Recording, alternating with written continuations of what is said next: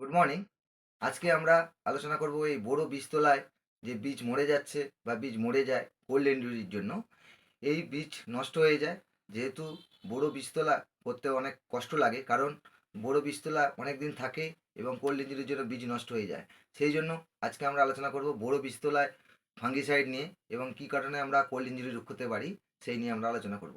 তো এই বড় বীজতলায় প্রথম অবস্থাতে আমরা কোল্ড ইনজুরি লাগলে আমরা কী করব? প্রথম অবস্থায় কিন্তু আমরা বেশি দামি ওষুধে যাব না। আমরা কার্বনিজি ম্যানকোজেব অর্থাৎ বিভিন্ন কোম্পানির আছে।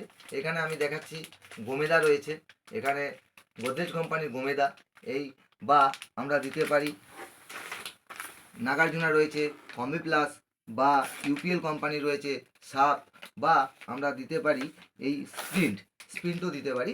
এই স্প্রিন্ট রয়েছে, এইটাকেও আমরা কিন্তু দিতে পারি। এইগুলো যদি দিই প্রতি লিটার জলে 2 গ্রাম 2 গ্রাম হিসেবে দেবো। বা এর সময় আমরা যে কোনো এর সঙ্গে আমরা টর্পিড নামে রয়েছে থাইমেথক্সম, বা আমরা ভারত কোম্পানির রয়েছে পেলে, এই পেলে আমরা দিতে পারি। যে কোনো থাইমেথক্সমও যদি দিতে পারি তাহলেও কিন্তু শেকড়টাও বৃদ্ধি হবে, প্লাস গাছ সবুজ হতে যাবে। ফার্স্ট স্টেজে কিন্তু আমরা এইগুলো দিয়ে দেবো, কারণ কন্ট্যাক্ট প্লাস সিস্টেমিক ওয়েতে কাজ করবে।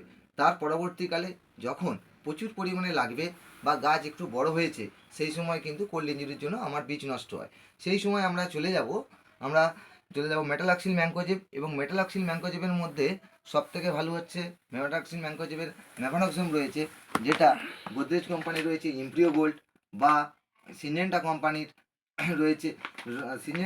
রয়েছে আমাদের রিডোমিল গোল্ড। এই রিডোমিল গোল্ড বা ইমপ্রিও গোল্ড, এটা 50 গ্রাম আমরা দেবো টাঙ্কিতে।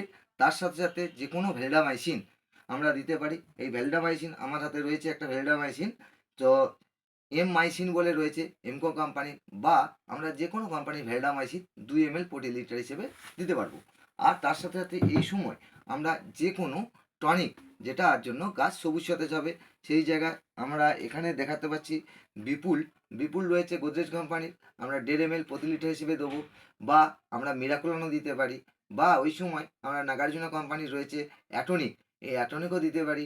বা গোদরেজ কোম্পানির আমরা আর একটা ওষুধ রয়েছে, স্পেনীয় প্রোডাক্ট রয়েছে টেরাসোপ কমপ্লেক্স, সেটাও 25 ml দিতে পারি।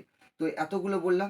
এই লাস্ট মুহূর্তে আমরা কি করবো, এই যে তিনটে ওষুধ একসঙ্গে, এই আমি দেখাচ্ছি, এই তিনটেকে কিন্তু একসঙ্গে যদি আমরা স্প্রে করি বা এই রকম টাইপেরই, তাহলে কিন্তু আমি দুর্দান্ত কাজ পাবো।